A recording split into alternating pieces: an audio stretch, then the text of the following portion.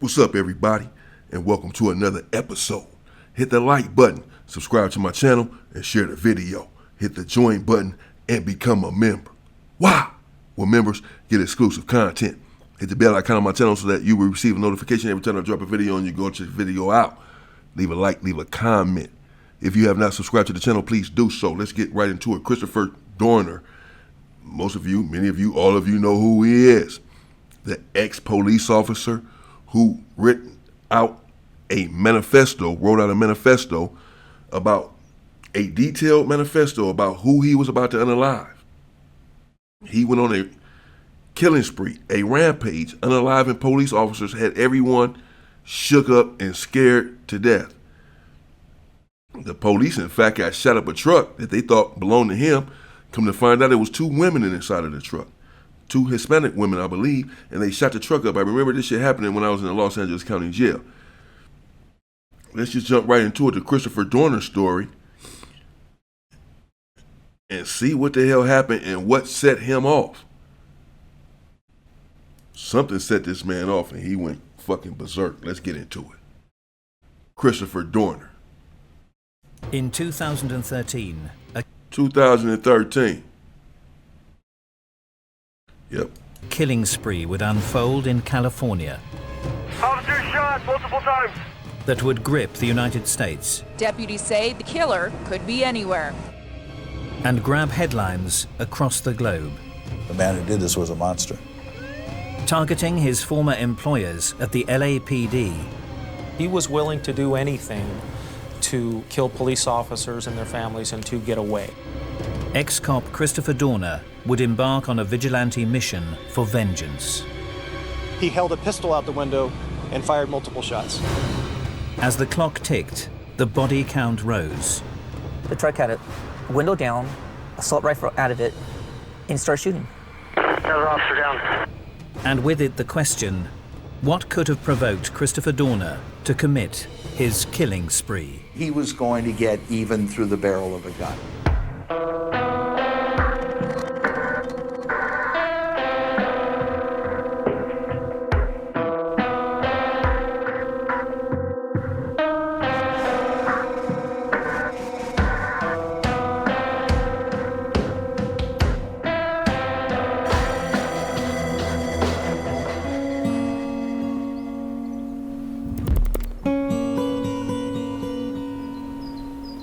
Surrounded by the vast wilderness of the San Bernardino National Forest, the tranquil mountain town of Big Bear is one of Southern California's most popular tourist destinations.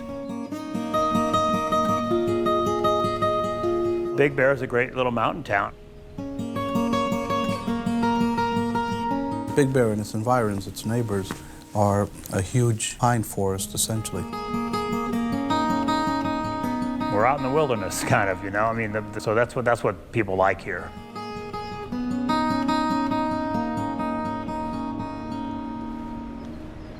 Yet on February the 12th, 2013, at the height of the normally bustling ski season, the atmosphere and peace of this picturesque resort was shattered.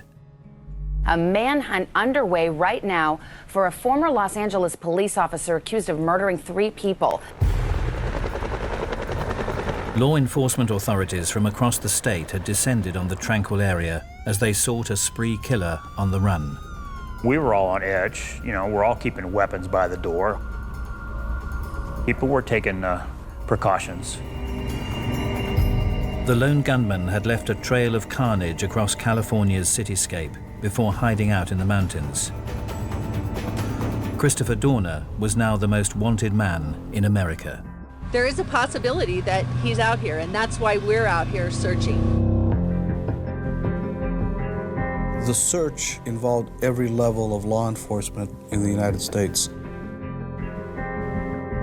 I would say thousands of police officers were involved. You know, this was one of the largest deployments of policing agencies in my memory. The threat posed by Dorner was palpable. Any police officer that tried to arrest him or contact him would be a target.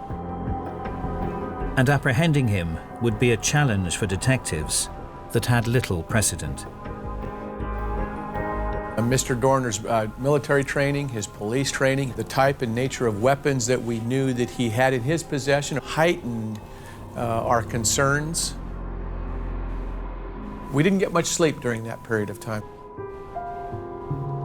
After several days spent scouring the mountains, it was believed that the elusive killer may have slipped the net.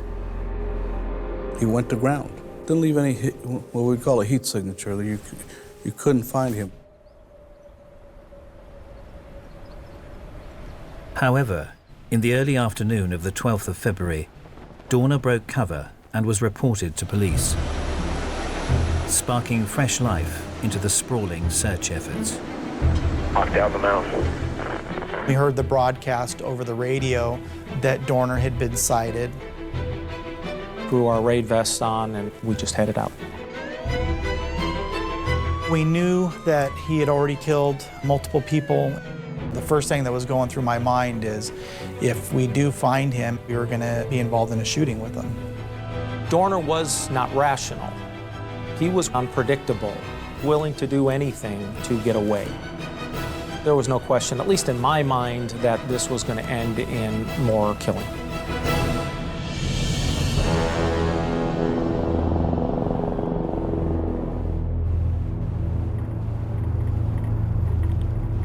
Local scout camp leader Rick Helterbrake was on the mountain that day, unaware of the drama that was beginning to unfold. I came down the road, I'm just checking the perimeter, as I call it. All this right as you see is all my property, all this stuff. So I'm checking to make sure nobody's down here, no snow players, no vehicles, basically just doing a security check. So I'm driving up here, just minding my own business, a day like any other day. Roughly about in here someplace, I see movement up here on the left. I don't know what it is. And right about in here, I see a crashed car.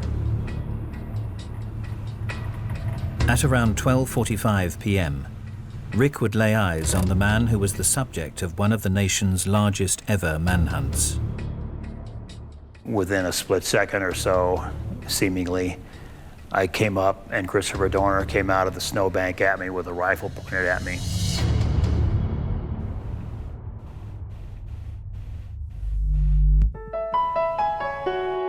In 1979, 34 years prior to his ruthless spree, Christopher Dorner and his family moved from New York to the middle-class neighborhood of Norwalk in Southern California. He was raised in a middle-income society, not a ghetto. His family wasn't tremendously poor. Despite his tranquil suburban surroundings, from an early age, Dorner would develop the sense that the world was against him. I remember him telling me that he was the only African-American child in his class or in his neighborhood. He would regularly get beat up after school. There were, other bullies in the neighborhood who would give him a hard time. To hear him tell it, it was racially motivated. At college, friends recall Dorner as outgoing and well-educated. I met Chris Dorner in college. He and I played football together. He was clean-cut, articulate, pretty easy to get along with. He was approachable, good sense of humor. He wasn't somebody who was serious all the time. He'd laugh and smile and, was normal. I mean, he was a normal 19-year-old, 20-year-old guy. However, Dorner's habit of painting himself as a victim of prejudice would continue. He was very conscious of how people treated him. I don't think that he was all that thrilled about our coaches on the football team. He commented to me that he thought that particular coach was racist.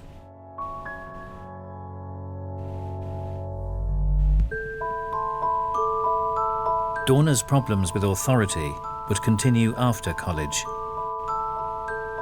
Having spent time enlisted in the Navy Reserves, his tendency to blame others was again noted when he joined the LAPD. In his short time at the LAPD, Christopher Dorner was the center of a lot of controversy.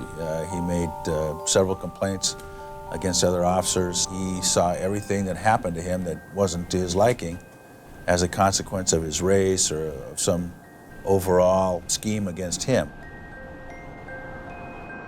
He was a troubled man. Christopher Dorner's festering resentment would eventually overwhelm him, and extreme violence would be the tragic consequence.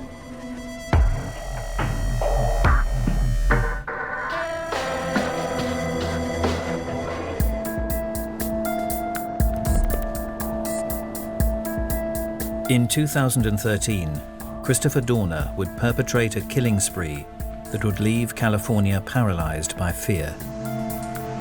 Law enforcement throughout Southern California is heightened and aware and concerned and scared because any one of them could have been his next target. The former LAPD man would turn fugitive and orchestrate a campaign of murder that would draw international attention and spark a massive manhunt. I think at one point in time, the rewards throughout Southern California for his apprehension amounted to over $1.5 million.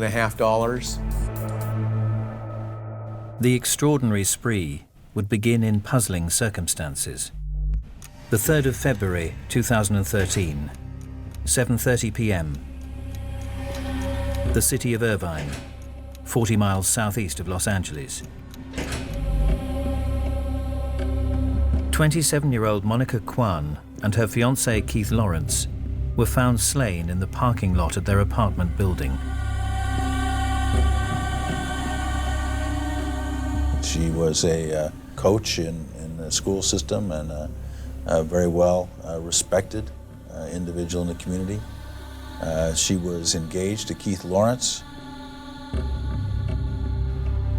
The man who did this was a monster. Initially, the motivation for this predatory crime seemed difficult to determine. Irvine Police Department were stunned by the randomness of the selection of victims in this crime. They are young people with no enemies, no connection to crime, no history of violence. And so detectives were at a loss.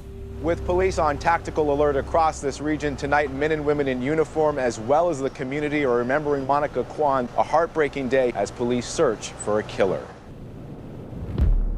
However, in the early hours of the 4th of February, Christopher Dorner would not only claim responsibility for the killings, but announce his plans to continue his spree by targeting police officers. Holed up in an unassuming motel, Dorner posted a multi-page manifesto. So first, he unalived those two who apparently were not police officers, just to get going, just to get warmed up, just to get his juices flowing. And then now he went to this motel to write out his manifesto about what he's about to do next and the mission that he's about to go on. Online. Upon discovery of the sprawling document, police began their investigation. Today, we have identified Christopher Jordan Dorner as a suspect in this double homicide. The manifesto outlined Dorner's motives. In this rambling manifesto posted on Dorner's Facebook page, he details everything. And made clear his grievances with the LAPD. Christopher Dorner had a troubled history with Los Angeles Police Department. On his probationary period, his training officer counseled him about his performance. Soon after that, he made allegations of excessive force against her during an arrest. Those allegations were not supported by witnesses or fact, and because of that, Dorner charges were soon applied against Dorner, and he was terminated from the Los Angeles Police Department for being untruthful.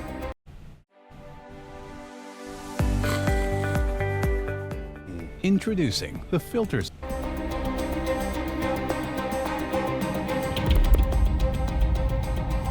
He felt that because of his race in law enforcement, that affected his professional career in a detrimental way. He was an injustice collector. He was a person that believed that nothing that ever happened to him was as a result of his own doing. The worst thing about these setbacks for him were, because he was a narcissist, it was stripping him of everything that he held true. His identity, his service record. You take that away from a narcissist, the outer trappings of success, then there's nothing left for him to have. Vengeance is a very powerful motivation in spree killing. We see their victims, they see villains. And so they want to get even through the barrel of a gun. Further reading of the sprawling document would uncover Dorner's twisted logic behind classifying Monica Kwan as a legitimate target for his vengeance. Monica Kwan is the daughter of Randy Kwan, an LAPD captain, the individual who had represented him, not prosecuted him, but represented him at his administrative hearing during which he was terminated, fired from the Los Angeles Police Department. Dorner decided to pick them as his avenue for revenge. The circumstances of the young couple's deaths would give investigators a chilling insight into the cold-blooded mind of Christopher Dorner. It appears that it was an ambush. Multiple rounds were fired. I doubt that either of them had any time to know what or who was happening. They were caught very off guard and basically slaughtered, executed. Victims had no opportunity to escape or respond, that it was calculated. This was a crime of great brutality.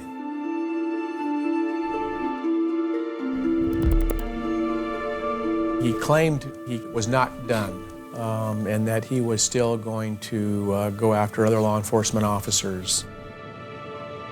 The unique threat posed by Dorner's military training and knowledge of police tactics had officers on edge. When Christopher Dorner went on his rampage, every law enforcement agency around was aware of him. We were all on high alert. He had, specialized training with weapons. He's aware of law enforcement's routines. As the investigation continued, CCTV footage emerged of Dorner dumping weapons in the aftermath of the Kwan and Lawrence murders.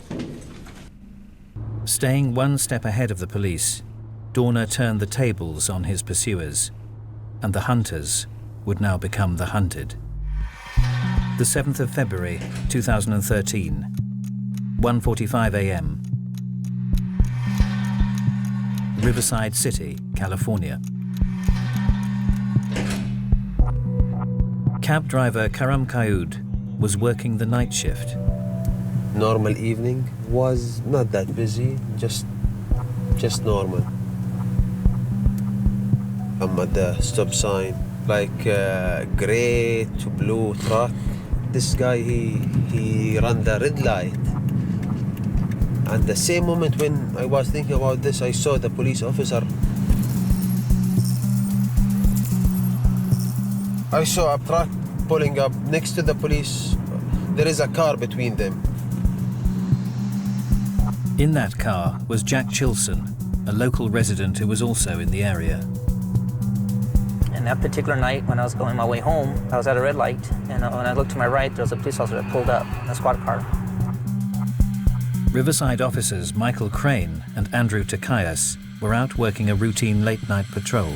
Mike Crane was a remarkable police officer. He had about 11 years of service. In his personal life, he was the father of 2 children. Andy Takayas was a new officer to the Riverside Police Department. Karam, Jack, and officers Crane and Takayas were about to become embroiled in the burgeoning spree. The officers and I were looking at each other, and then I seen something on peripheral vision on my left-hand side, and I seen a large black male in a truck with an assault rifle out his driver's window, resting on the window, and start shooting. I'm looking to my left, watching him shooting across my hood into the driver's window, side window of the police officer's squad car. Opening fire on Crane and Takayas Dorner would not discriminate when it came to dispatching violence. He had safety goggles on and he had a grin on his face. It was like he was happy. He didn't feel sorry or anything. First of all, it's not believing what's happening. I couldn't believe it. The driver slumped forward, that's all I seen. I never seen the passenger. After he shot the police officers, he just left. He didn't peel out. He just, like, nothing ever happened. No speeding, no nothing. Like, he took, you know, like he was going home. No emotion. With the officers helpless, their patrol car strafed with bullets, taxi driver Karam came to their aid. My feeling was, at that moment you don't have those feelings, you just act. I left my car and went to them.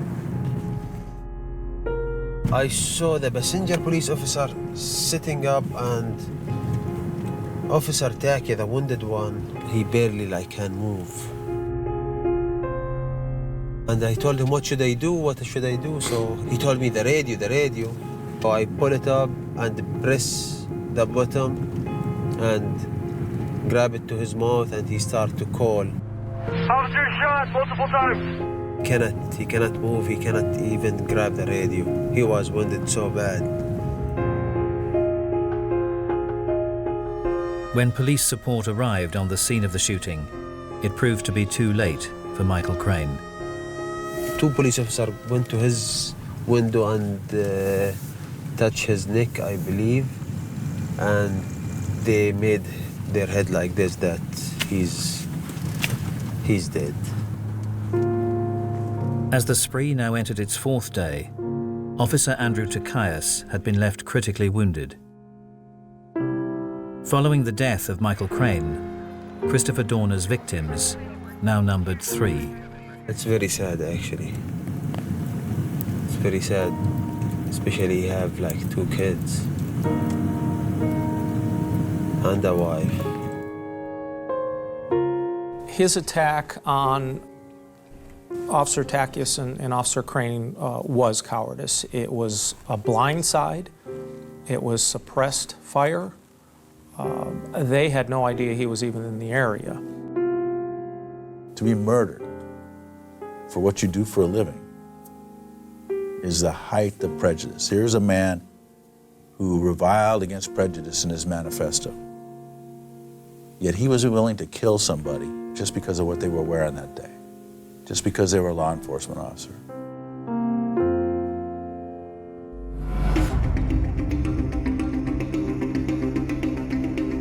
Only hours on from the murder of Michael Crane, Christopher Dorner's spree was to hit the skids, and detectives would soon have him in their sights.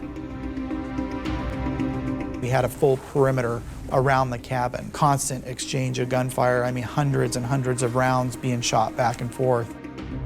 He was like a trapped animal at that point. He was prepared for it and more than willing to fight.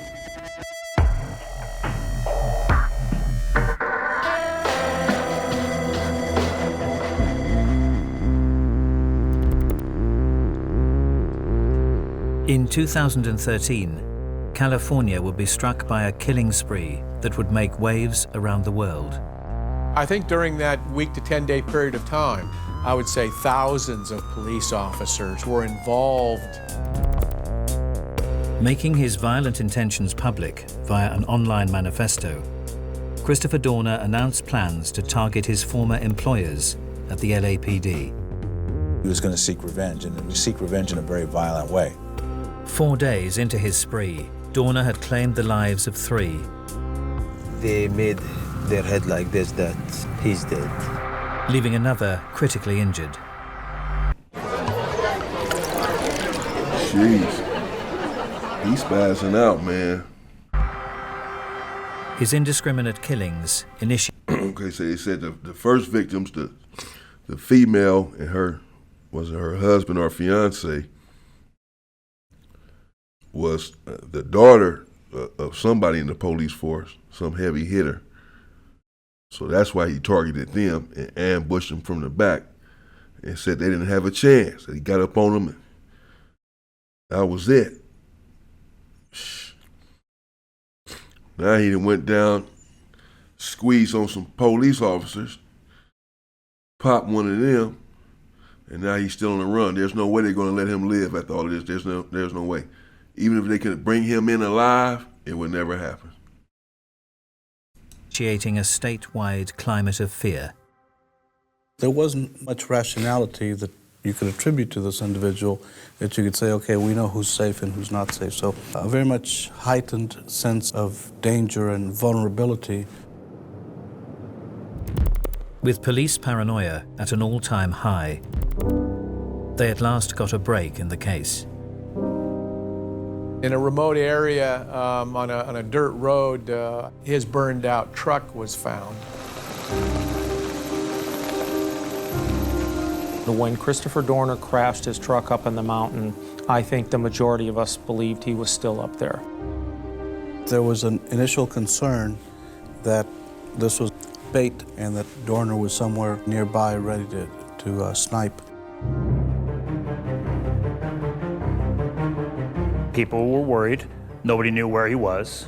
We were all on edge. You know, we're all keeping weapons by the door. Hopefully not that we're going to confront somebody like Christopher Dorner.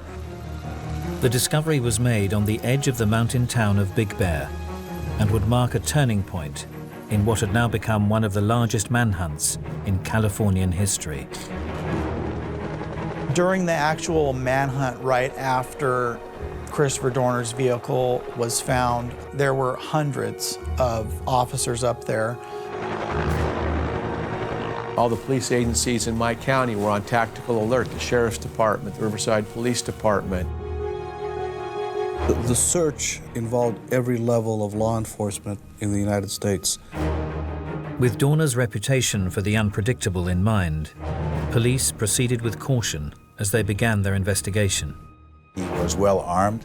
He had access to assault weapons, and extremely high-powered assault weapons at that. He had a large quantity of ammunition. He was very mobile. With the normally tranquil ski resort now overrun with detectives, the search for Dorner began. We're using snowcats and APCs with chains on them to get to those areas. Deputies say they searched 200 homes in an 8-mile wooded area where Christopher Dorner's burnt-out truck was discovered.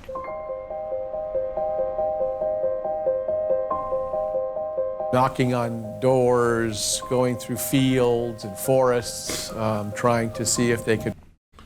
Biggest manhunt, one of the biggest manhunts in U.S. history, the biggest manhunt in California history, yeah. You know, once you get the unaliving police officers and all that, they're going to hunt you down. They hunting them down. Thousands of officers. They up in the damn snow. They hunting them down. He will not make it out alive. How can he? At the unaliving officers, they're not going to let it happen. They're not going to let it happen. Could locate him or find him. Here's for me. You're talking about thousands of cabins in isolated areas. And as many as they searched out there, he had the advantage, no question. You could easily find an unoccupied cabin and maybe break in and stay there. The challenges of tracking Dorner down in such hostile terrain would be considerable. Just the element of surprise that he actually had the benefit of. When you don't know where somebody is hiding, it gives them an extreme advantage. You didn't know if he was hiding behind a tree with a sniper's rifle. They were trudging around trying to locate him, and he could be behind any tree or any corner waiting to shoot them and kill them. As the story began to break worldwide, observers started to examine what might be driving Dorner to commit his crimes. You know, you have to sit there and really think hard. Is this the guy that I knew, or was the guy that I knew a facade? I mean, was he, pulling one over on me all those years? To see somebody go from being a bright, capable young man with a bright future to America's Most Wanted, mass murderer, I was flabbergasted. I think what Mr. Dorner ultimately realized was that, in a sense, his world was crumbling around him. Everything that he had tried to accomplish and set out as goals, whether it be in the military or in law enforcement, didn't end well for him. He was a failure, and he couldn't deal with that. He couldn't accept that, and he had nowhere else to go, and ultimately wrought retribution. In the years that followed his dismissal from the LAPD, Dorner would suffer further personal setbacks, resulting in a steady slide into depression. Being depressed, as Dorner suggested, is not the sole reason why individuals engage in spree killings. No doubt he was depressed. What Dorner had that was different to the millions of other people who become severely depressed is he had narcissistic tendencies, he had access to firearms, and he also had a willingness to kill to prove his point. With his life at its lowest ever ebb, Dorner began to ready himself for what he called his last resort. After he was dismissed from the police department, he was apparently buying and selling guns and suppressors and ammunition, and the whole time stewing about what had happened to him.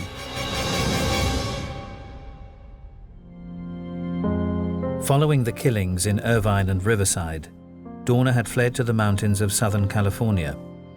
Search parties continued to scour Big Bear for any sign of the fugitive killer.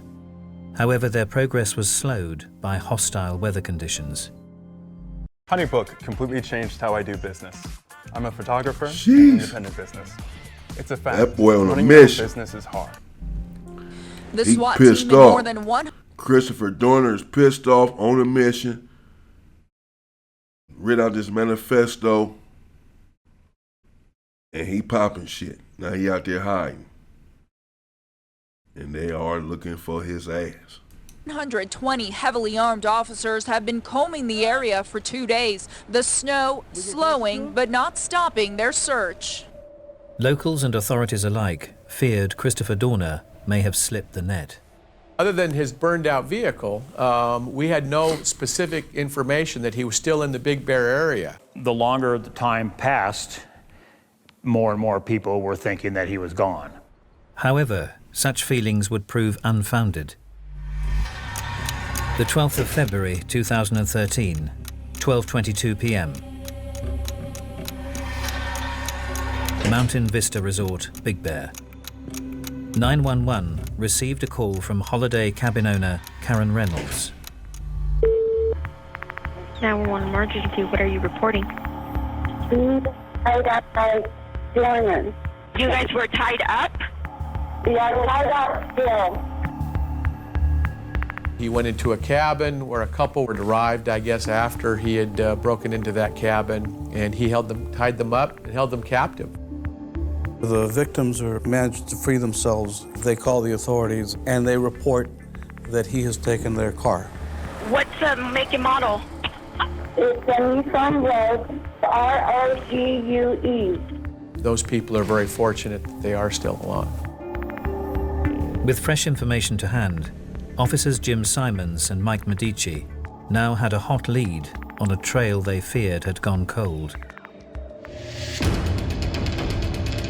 Suspect left 15 to 30 ago and took keys to Nissan Rogue. Our mission was to find Dorner.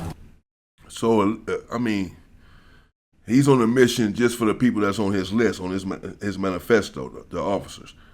Because as they just alluded to, you know, he could have unalived that couple, especially since they were able to break out of their restrictions and call the police and put the police on his tail. They thought he was gone, out of the woods, remember? But now, since he left them alive, they were able to call and give him a description of the car and everything.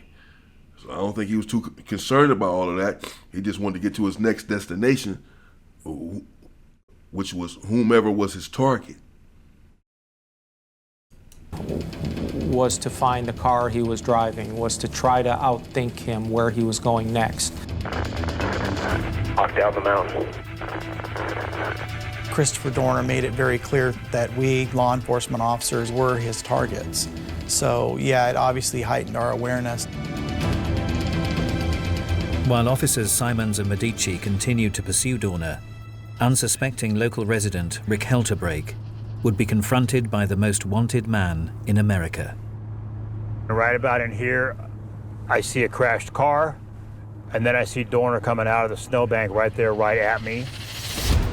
I remember him coming at me. I remember the vest. He had a big ballistics vest on with pockets in it. He's got a gun right at my head. I could tell it was some kind of assault rifle. I go like this, put my truck in park. He says, "I don't want to hurt you, just get out and start walking." I had that sense that I wasn't one of his targets. You know, he wanted to kill cops, and I wasn't a cop. I left the truck roughly in this position right here. I got up and I started walking up the road. My name is Alfonso, and I got Botox Cosmetic for the first time. The lines that I was concerned the most about were on my forehead. There you have it. I'm not minimizing what he did, justifying what he did, but I'm just saying some of these serial unalivers, these serial killers, they're brutal. They don't leave anyone alive. They're unaliving everybody. He's constantly running into regular civilians and not harming them, not harming them physically. Just taking their damn cars. So far, he's on a singular mission. He's after the 5-0. You realize you just got confronted by the most wanted man in America, and, he let me go. After Rick alerted authorities to his encounter with Dorner, Be a white Dodge pickup truck headed down Glass Road. the pursuit would hurtle towards its explosive end. All available units to Glass Road and 38. The terrain out there was wide open, nothing but trees and snow. You talk about rubbernecking. We had to look in a swivel for him because you didn't know what tree he was behind, what set of rocks he might be behind.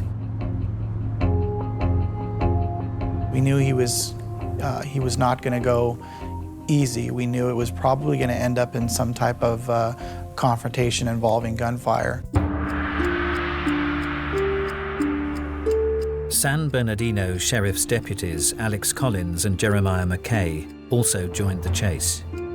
Jeremiah was very familiar with the Big Bear area. He had been stationed up there as a deputy with the San Bernardino Sheriff's Department, so he was hot on Mr. Dorner's trail. Are we sure he's in the vehicle? And what tracks are we following, vehicle or foot? The radio traffic told us to go a direction which was a right turn for us. Jeremiah went left, and we did make that right turn according to the radio. We got to the intersection, and that's when we started hearing the gunfire. Shots fired, 7 Oaks Cabin, 7 Oaks Cabin.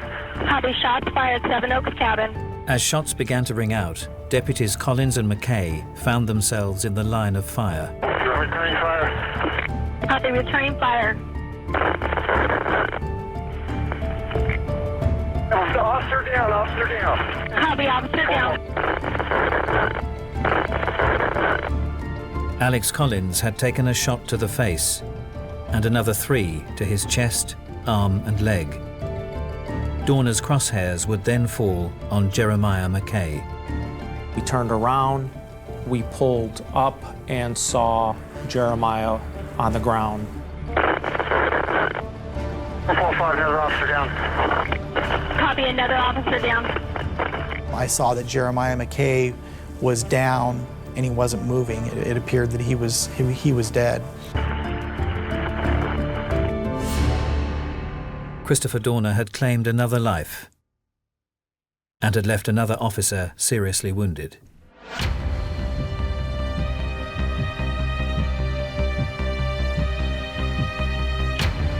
Staging his last stand, Dorner barricaded himself into an uninhabited cabin, taking aim at anyone in his sights.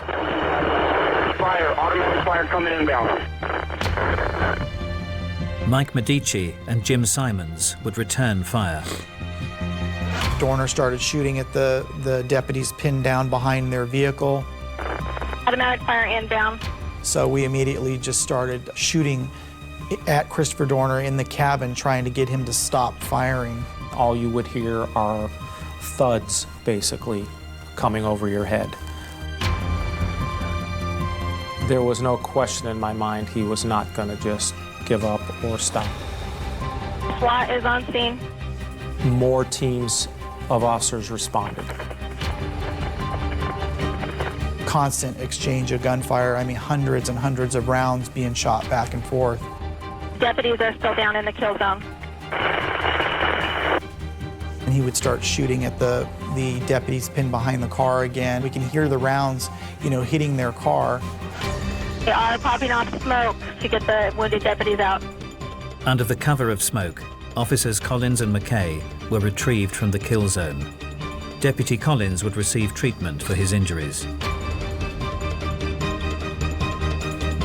As the gun battle raged, officers moved in to pin down the man they had been hunting for. The San Bernardino SWAT team started. So he's not giving in, no surrender, no retreat on his part. He exchanging hundreds of rounds of gunfire. Just him against hundreds of police. And apparently he was ready to go all the way to the end. Making a tactical plan. 4.5, we need the armored vehicle. 4.5, copy, we need the armored vehicle. At 4:15 p.m., more than 2 hours into the cabin siege, and 9 days since the spree began, Dorner's last chance of escape was about to go up in smoke.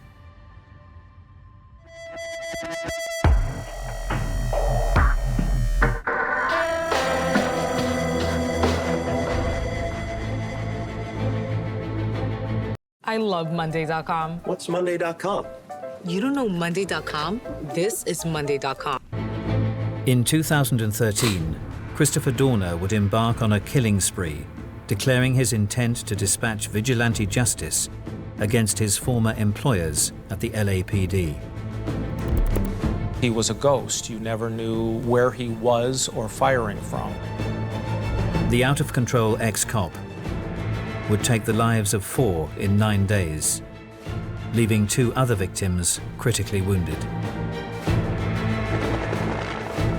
Sought by law enforcement authorities from across California, Dorner would stage his last stand in a remote mountain cabin near the tourist town of Big Bear.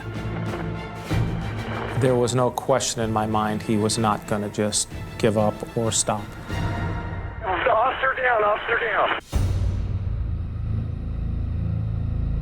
Even with the cabin surrounded and the odds stacked against him, Dorner seemed determined to continue his fight until the last. They made announcements to come out and give yourself up numerous times. Periodically, the gunfire from inside the cabin continued. At that point, it was very obvious he had no intentions of giving up at all. Having refused all negotiations for over 2 hours, at 4:15 p.m., SWAT teams would execute a plan designed to smoke Dorner out, deploying potent tear gas canisters, known as burners, into the cabin. Control 61 Lincoln, we're going to be deploying a gas burner. Ultimately, the sheriff's department ended up throwing in a smoke canister, which it kind of explodes and expels the gas with a flame. We have a fire. Unfortunately, that started a fire inside the cabin. The whole time, we never got any communication back from Christopher Dorner in any way. No intentions of turning himself in or giving himself up. Okay, guys, be ready on the number 4 side. We have fire in the front. It might come out the back. Watching events unfold live on TV, Dorner's former friend, James Usera, felt mixed emotions. It was bizarre to sit there watching the TV screen. The cabin was on fire. One side fully engulfed, fire on the 4. That was the moment where I kind of knew that, okay, my friend's gonna die, and there's nothing anybody can do about it. You think Einstein So, ostensibly, they threw these canisters in there to smoke them out. But the cabin just happened to catch on fire. It just happened to catch, the shit exploded everywhere and it happened to catch on fire. Yeah, y'all trying to burn that man to a crisp. He'll never make it out alive. Told you that, he ain't never coming, he ain't doing no time after all that. They want him off the face of the earth. He ain't coming out of that alive. No. No, he's not. Shortly after the cabin became engulfed by flames, a single sound emerged from the hut It sounded like one shot fired from inside the residence. that signaled the end of 9 days that would rank as some of the most chaotic in California's recent history. Copy, one shot fired from inside the residence. We heard a single gunshot, which we believed was Christopher Dorner committing suicide, taking his own life. Even in death, he denied reality. I think he took the cowardly way out. He was man enough to take the lives of several people, but he was not man enough to do the time for it. He chose the narcissist's way out by ending his own life. Making the final decision over life and death, he chose to control what happened to him, not the police. For detectives and citizens, I don't really see how that's the narcissistic way out, though. I mean, by saying he chose to decide how to go out. I'm not about to let nobody take me out. I take myself out. I don't know. alike, the end of Dorner's spree offered a chance to reflect on the events of the previous 9 days. The sense of relief was nobody else is going to die today. I was very relieved that we had finally put an end to this madness that he had created. He was an evil man. He came to an evil end, and the world's better for it. As the smoke from the smouldering cabin began to clear, thoughts turned towards what could have been behind Dorner's decision to conduct his killing spree. Chris was a very capable young man. He could have done anything. I mean, he was smart, he was educated, so to see it end the way that it did, we're all left asking questions about what was the catalyst, what made him snap. Dorner was in his 30s at the time. This is a time in many men's lives when they feel they should be reaching the pinnacle of success. And instead, Dorner was sliding downhill fast. And it's that lack of success that made him believe that there was little hope for the future and he was going to get even through the barrel of a gun. He's taken on this anger and fury and personalized it. And at that point, he starts to lose sense of reality and focus more on this idea of gaining revenge. It's not something I ever would have expected, but can you honestly say that there's anybody you've ever met who you would expect would be a killer someday? I mean, nobody expects that of other people. Like many other grudge-based spree killers, Dorner is clearly laying the blame at the feet of his victims. He's prepared to murder a number of individuals and see it as being a justifiable crime. This forms part of his narcissistic personality. He's more keen on getting his version of events across than any remorse he may feel for the victims. We've been getting thousands of questions like these, so let's set the record straight. Jeez. Yes, that's in crazy. addition to... Without the bravery displayed by officers in the line of duty, the ultimate outcome of Dorner's spree may have been far graver. Law enforcement is full of heroes. The men and women of all of the agencies that participated in the manhunt for Dorner acted as heroes. And every one of them faced danger every time they put on this uniform or one like it and went out into public. And they know it. What is beyond doubt is that the loss of innocent life suffered at Dorner's hand over those 9 days was senseless. You know, Dorner never killed anybody that knew him or anybody that had any direct connection with all the things that he thought had been done wrong to him. All of his 4 victims were completely innocent. It's obviously an extreme shock to all the police officers when we do lose a colleague. I think it kind of brings us together closer. I think it increases our camaraderie because we realize that, you know, at any time one of us can be shot and killed. I went to Deputy McKay's funeral service. I ran into an old friend of mine that I hadn't seen for probably 15 or 20 years. And I was just talking with him at the funeral, and then he told me that his daughter was Deputy McKay's wife. And at that moment, he and I started crying. It's a very tragic situation.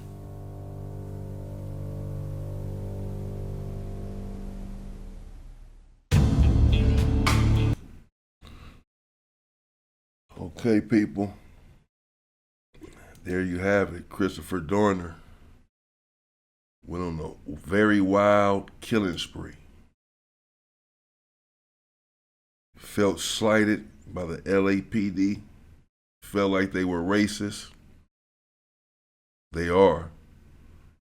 And I don't know what may have happened with him personally or did not happen.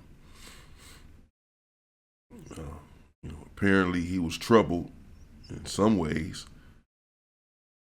And, as they said, he went on a spree and unalived people that had nothing to do with him directly. But I'm sure his story will be that they were a part of the system that is corrupt. The system is corrupt, and you're a part of that system, then you're complicit. I'm not justifying anything this man did. It was crazy. And rest in peace to those people. But they bombed him with some canisters and all that. They knew he wasn't gonna walk out of there though. It was over. No more Christopher Dorner. He was never gonna make it to jail. He was never gonna do any time after unaliving all of those police officers and people related to the police. It was never gonna happen. I'm sure he understood that from the beginning. But we all have to be careful in these workplaces and everywhere else. We don't know what someone is going through. Crazy. Christopher Dorner. Wow. I'll be back. In the meantime, stay free, people.